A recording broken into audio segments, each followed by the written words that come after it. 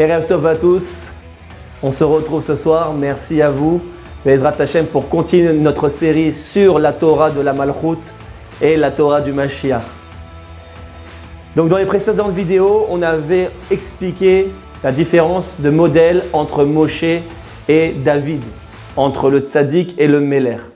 Eh bien cette différence, on va la voir aussi avec des notions encore un peu plus profondes, des notions kabbalistiques. Comme vous le savez, Dieu en hébreu a plusieurs noms. Je sais qu'en français, quand on traduit la Torah, on perd tout ça. On dit Dieu a créé, Dieu a fait, Dieu a assis, il n'y a que Dieu.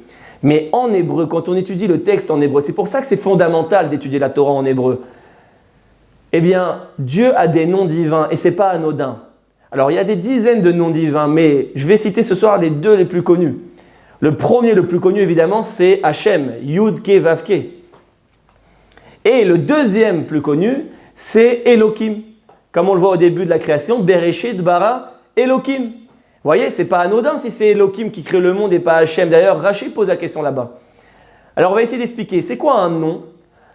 Un nom, c'est très simple. Un nom, c'est une identité. Évidemment, Dieu n'a pas de nom. Ça ne veut rien dire que Dieu a des noms. Le nom, c'est pour l'autre.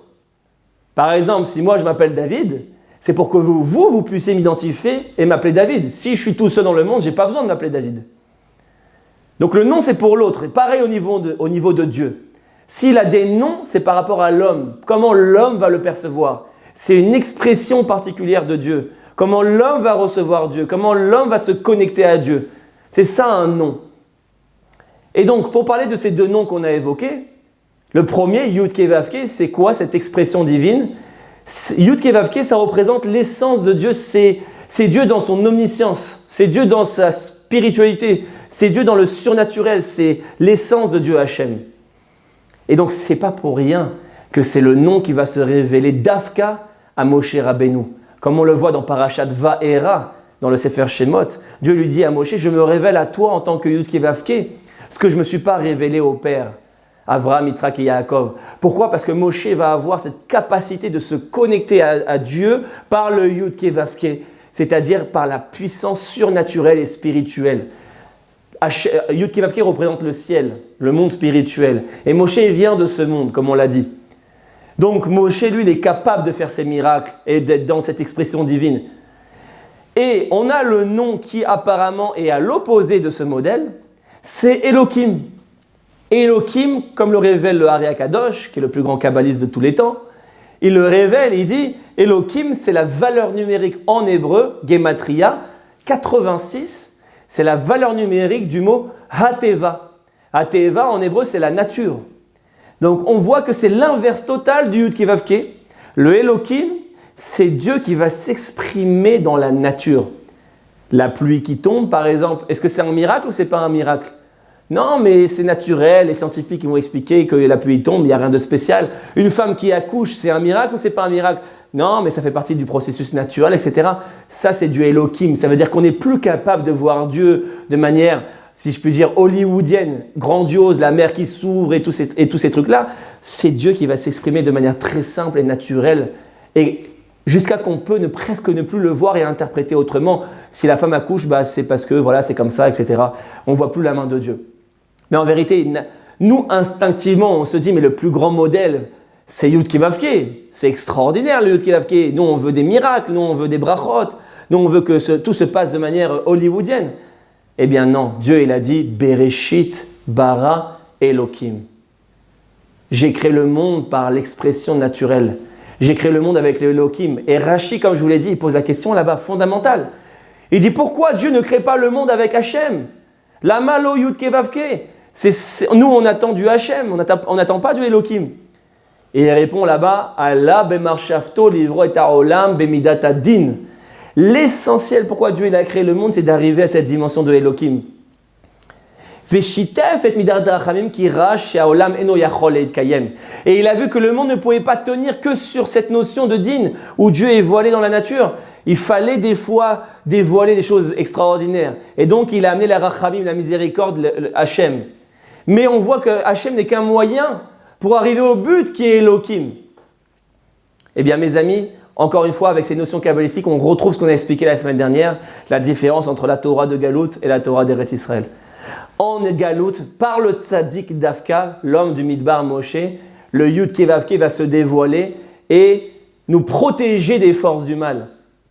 Mais arrivé en Eretz Israël, maintenant on veut transformer le Keli. On veut casser les forces du mal.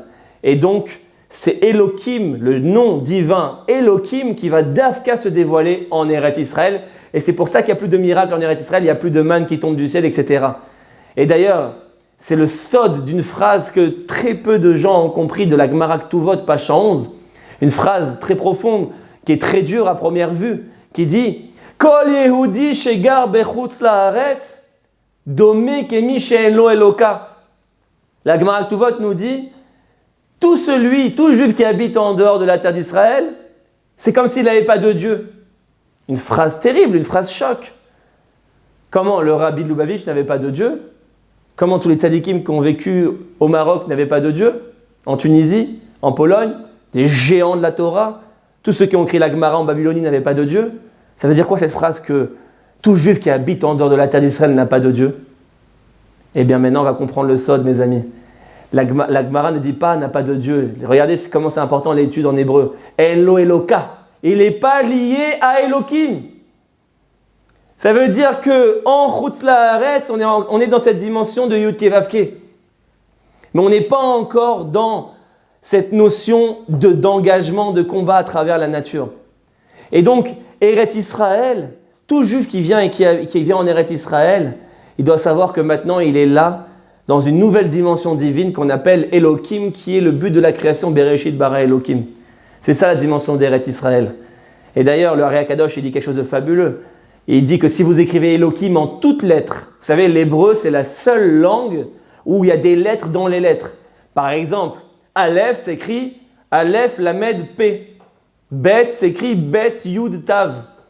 En français, par exemple, on dit A, B, et dans le A, il n'y a pas d'autres lettres. C'est A, c'est A.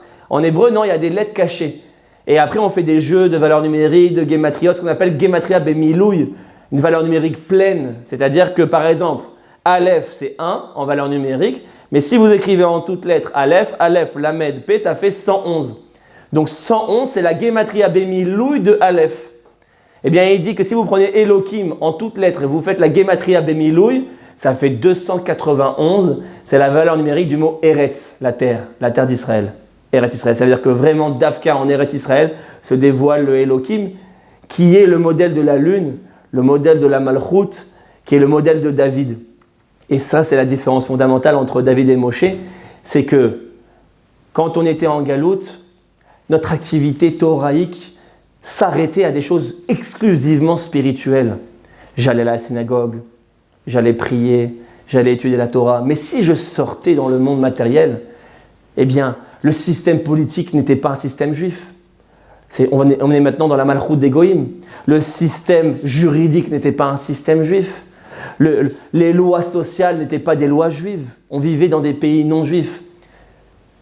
Maintenant qu'on arrive en Eretz Israël, la Torah, si je puis dire, n'est plus seulement une religion, une spiritualité. Toute cette idée spirituelle qu'est la Torah va descendre dans la terre, dans la société. Et c'est ça la vraie Torah, Be'ezrat Hashem, c'est qu'on arrive à reconstruire le Sanhedrin, qui est l'instance juridique juive. C'est-à-dire que l'État d'Israël va fonctionner sur des lois juives. C'est ça tout le Talmud. Le Talmud, ce n'est pas que des choses de religion, si je peux dire. Les Bachurim à la Yeshivot, toute la journée, ils étudient, eh bien, si mon voisin il fait un dommage dans le champ de mon voisin, quel dédommagement il va avoir. C'est un code civil. Tous les plus grands traités du Talmud, Baba Metzia, Baba Kama, Baba Batra, Sanhedrin, c'est qu'un code civil. Des lois commerciales. Le Shulchan Aruch, par exemple, il dit que les CDI sont interdits. Un employeur, il n'a pas le droit d'employer plus de 3 ans un employé. Il y a des lois commerciales dans la Torah. Il y a des lois d'agriculture. La Shemitah, le Yovel, faire reposer la terre, le rapport à la terre. En France, on ne pouvait pas faire tout ça. Ça veut dire que Eretz Israël est cette dimension maintenant où toute cette spiritualité qu'on avait acquis en Galoute et qu'on a conservée en Galoute grâce au Tzaddik, eh bien maintenant, grâce au Meller, grâce au roi, eh bien, cette dimension, cette spiritualité va pénétrer la société, va pénétrer le monde et va se diffuser partout, dans tous les domaines. Et c'est ça finalement le tikkun de la faute d'Adam Arishon. C'est qu'on a expliqué dans la première vidéo que finalement la spiritualité, la semence n'était plus dans le réceptacle, elle a été sortie. Et donc tout le but, c'est de ramener cette semence et de la concrétiser, d'en faire un enfant. C'est ça Eretz Israël. C'est qu'il va prendre la semence qui est la Torah et la terre, grâce à la terre d'Israël, il va la concrétiser, il va en donner vie à cette semence. La Torah va devenir vivante, la Torah Traim, Eretz Traim. C'est pour ça qu'on l'appelle terre de vie, parce que la Torah, on va la vivre partout. Et d'ailleurs, je conclue avec ça, c'est pour ça que Eretz Israël est comparé à notre femme dans les prophètes. Plusieurs endroits dans les prophètes, on appelle Eretz Israël notre femme. Pourquoi ? Parce qu'on l'a dit, la femme, c'est celle qui concrétise la semence pour en faire un enfant. Et bien pareil, en Eretz Israël, la Torah se concrétise et on la vit dans tous les aspects, Bezrat Hashem. On va encore continuer notre série la semaine prochaine. Je vous attends la semaine prochaine. À très très bientôt mes amis. Kol Tov.